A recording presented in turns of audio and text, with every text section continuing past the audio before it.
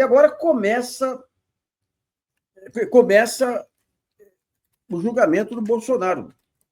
E como que vai ser? O que a gente pode esperar disso? O nosso primeiro entrevistado é o Tiago Minaj, ele é advogado criminalista e professor de processo penal e pós-doutor em Direito pela Universidade Federal do Rio de Janeiro.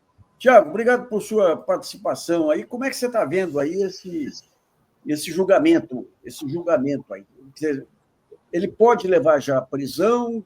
Você tem outros casos aí para serem julgados? Quais os desdobramentos que você está vendo nesse julgamento?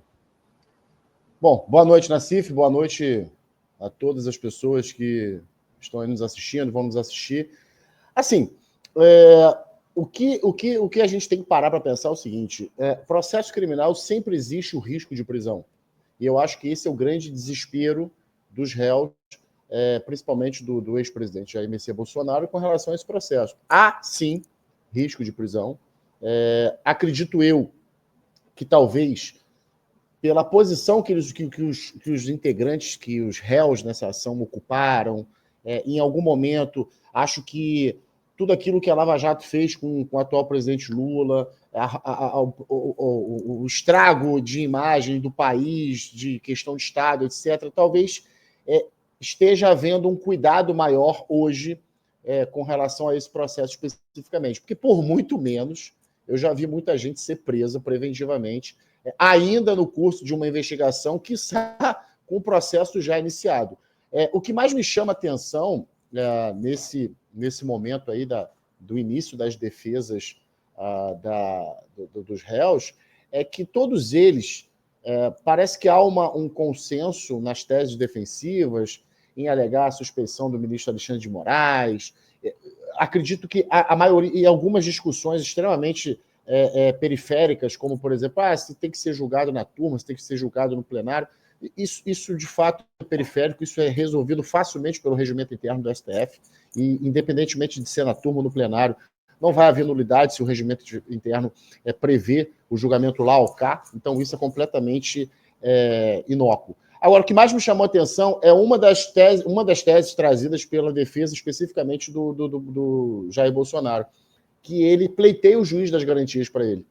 E se a gente voltar um pouquinho na história, isso foi um dos pontos de ruptura entre Bolsonaro e Moro, então ministro da Justiça e possível pretenso pseudo-ministro do STF, de que isso veio incluído no tal pacote anticrime, que foi um fruto do trabalho do Sérgio Moro. Isso foi altamente criticado pelo então presidente Bolsonaro, que era um absurdo a colocação dessa questão. Isso foi basicamente em 2019, essa discussão. O Bolsonaro criticando a questão do juiz das garantias, e hoje ele faz o pleito do juiz das garantias para ele, que o STF, quando modulou os efeitos do pacote anticrime, já deixou claro que não há o juiz das garantias ali nas ações penais originárias. Isso está valendo apenas para as ações penais em primeira instância. Então, assim, o que eu vejo? Muito barulho para pouco resultado e pouca efetividade.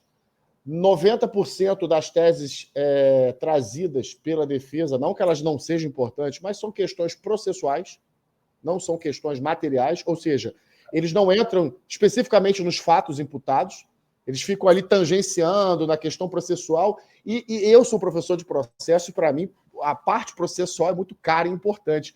Mas o que me incomoda é ver pessoas que sempre desdenharam das formalidades processuais, hoje querem para si as formalidades processuais. Isso é um fenômeno que tinha que ser estudado, sabe-se lá quando que a gente vai conseguir chegar numa conclusão. Mas o que eu vejo hoje como eu disse, né, por muito menos já vi pessoas sendo presas em ações penais com tamanha gravidade, tamanha repercussão midiática. Acho, opinião minha, e aí talvez um pouco de opinião técnica e um pouco de opinião de espectador. Acredito eu que está havendo um cuidado maior, né? Não está sendo aquele atropelo que foi na época da Lava Jato, na época que prendeu, na época, ex-presidente Lula, atual presidente. Talvez perceber o estrago que foi feito a nível de imagem internacional, a nível de imagem de Estado, e para depois ser anulado e falar o seguinte: e aí? Né? Isso é um questionamento, Nassif, que a gente faz muito. Eu costumo, assim, em primeira instância, no povão, você fala assim: como é que você fala agora para essa pessoa que ficou, sabe-se lá um mês, um ano presa, que está tudo anulado e você está liberado, mas assim, a pessoa chega para você, no meu caso, para mim como advogado, fala assim, tá aí o tempo que eu fiquei preso. É isso, você ficou preso. Então, acho que está havendo um cuidado maior por conta disso. Acredito eu que se porventura vier ali um mandado de prisão, talvez seja um mandado com mais consistência. Agora, o que eu queria só, para não... Eu vi que tem muitos participantes hoje, para não tomar muito tempo, o que eu percebo ali, nessas questões processuais trazidas pelas defesas, basicamente, anulação da delação do Mauro Cid, né? Não sei por que eles estão... É uma peça só, né? Uma peça só, né? A delação, colaboração, o nome que queiram dar, né? A delação, colaboração, eles ficam mudando os nomes, mas o instrumento é o mesmo. Não é nem prova, é um meio de obtenção de prova. Então, assim, sim, um colaborador, um delator, ele chega e fala o seguinte: olha, o Nassif e o Thiago estavam ali conversando, mas se ele não tiver como provar que a gente estava conversando, essa fala e nada é a mesma coisa. Então, o que anular a delação a colaboração do Mauro Cid, talvez seja o principal ponto de ataque das defesas, mas acredito eu que com as provas sendo produzidas posteriormente, só se tivesse um efeito cascata para dizer que aquela prova só foi alcançada por conta da delação, da colaboração, mas o fato é, aparentemente a delação, a colaboração foi espontânea no sentido de que ele viu que não tinha mais o que fazer, para onde ir, e para ele, processualmente, o melhor caminho era esse. Certamente, os termos que ele estabeleceu ali, negociou para fazer a colaboração e a delação, vão beneficiar o final do processo, né? Ele traz ali, e assim, todo mundo sabe, a defesa dele, ele é bem defendido, o professor César defende o delator, certamente orientou ele a dizer o seguinte: olha, você não pode inventar história, você não pode trazer falsas informações, a gente não pode dizer nada que não possa provar. Então, tudo que você disser aqui precisa ser provado. E para a denúncia... pode falar. Agora é interessante que, acho que foi a Folha que tentou utilizar esse alerta feito pelo Alexandre Moraes como se fosse uma pressão indevida aí, uma pressão danada, hein? Aquele alerta, para mim, dizer que aquele alerta é uma pressão é a mesma coisa que você chegar e dizer o seguinte: olha, eu estava na delegacia e fiquei com medo porque tinham policiais armados. É uma coisa normal. Né? O ministro chegar e dizer o seguinte, na verdade, o juiz instrutor chegar e dizer o seguinte: olha, se você mentir, se você falhar, se você fugir do combinado, isso vai acarretar prisão. Isso é a coisa mais normal que existe. Né? O que não pode haver de fato, e ali, eu acho que as imagens por si só, elas são muito claras quanto a isso. Né? Você pode até tentar criar uma narrativa ali de que aquilo foi uma pressão e tal, mas ali você observa, para quem é do meio do direito e trabalha, já participou de audiências dessa forma, sabe que aquilo ali é uma expressão completamente normal. Os avisos, as falas, olha, você vai ser preso, você pode ser preso. Da mesma forma que o juiz, quando vai interrogar um réu, ele fala, olha, você tem o direito de ficar em silêncio, mas é bom falar, é o momento que você tem para trazer a sua versão dos fatos, mas você pode ficar em silêncio. Então, assim, são avisos que, pela lei, o juiz, inclusive, está obrigado a advertir a parte. Da mesma forma que ele está obrigado a advertir uma testemunha quando chega e diz o seguinte: olha, você está compromissado em dizer a verdade, e se você faltar com a verdade aqui, você vai incorrer em crime de falso testemunho. Isso não é uma ameaça, isso é uma advertência. Então, assim, eu acho que o que está acontecendo hoje, Nassif, eu acho que isso é muito claro para todo mundo, né? As pessoas vão deturpando o sentido das palavras, os conceitos dos institutos, né? Então, assim, hoje aviso virou ameaça, hoje as pessoas precisam entender bem o que é uma advertência, que ali tem o juiz que está presidindo a audiência, ele precisa advertir, para uma ameaça. E outra, hoje, com a modernidade, com isso aqui que a gente está fazendo, o online, fazer em audiência hoje uma ameaça é quase que um suicídio para o juiz.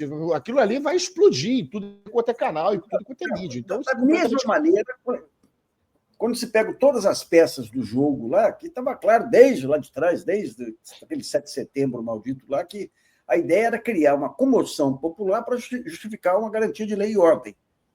Agora, tentar separar e dizer que 8 de janeiro foi uma baderna comum, que não teve preparação... Ou seja, a Polícia Federal ela juntou todas as peças aí para mostrar que era uma peça de uma conspiração, né? Olha só, o que a gente tem que parar para pensar nesse momento do processo é o seguinte: foi dado prazo para a defesa se manifestar, as provas juntadas, essas peças que você mencionou, juntadas pela Polícia Federal, foram disponibilizadas, as defesas tiveram condições de acessar, ler, assistir, ouvir e se manifestar.